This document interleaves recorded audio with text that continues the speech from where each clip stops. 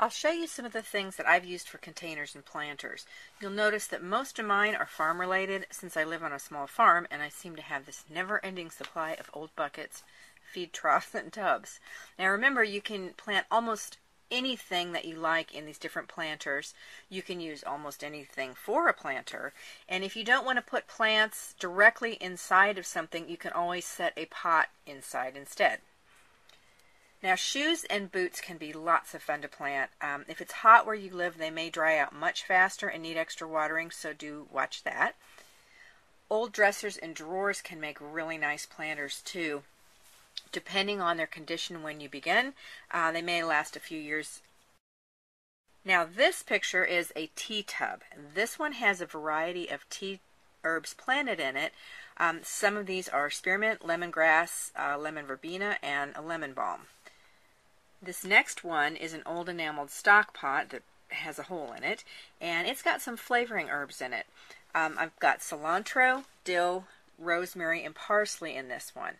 Now, both the dill and the cilantro will be replanted at least once during the summer. They tend to bolt and go to seed around here when it gets hot. This pot I like to keep by the back door if I need a quick snip of something. It's handy to have.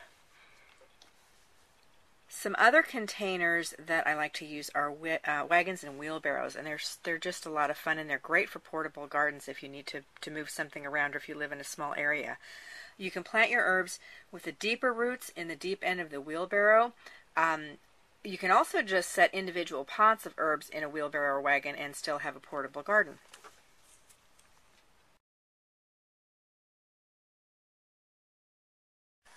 Okay, we're going to plant this little egg basket here, and I've got our cocoa liner, and I'm going to just tuck this down inside here, and you'll see that it wants to fold up, which is fine.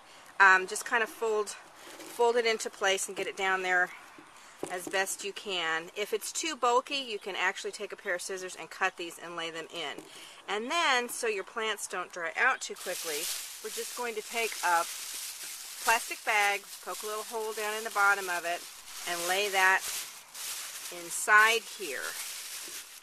You can trim this evenly to keep the plastic tucked down inside your cocoa liner. Alright, now I've taken, since this was a little bit bulky, and you can see how I just trimmed it the way that it needed it. And now we'll tuck this back in, and you can see that I can fold these edges over each other now, and it fits in there more smoothly than it did before. Okay, and then I also trimmed this bag down, Brewster again, and we'll just tuck this down inside here, like so. Okay, so I've got some French thyme, some rosemary, some French tarragon, and some oregano in here, and I'm going to just finish filling in around the plastic bag.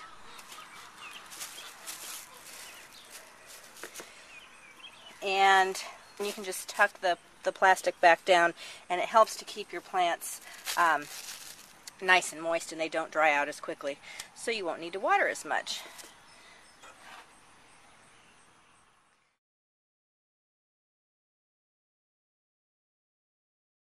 They're beautiful with creeping herbs too.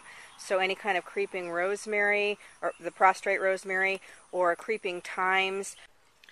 Really, anything that will hang over the edge of the basket is very pretty.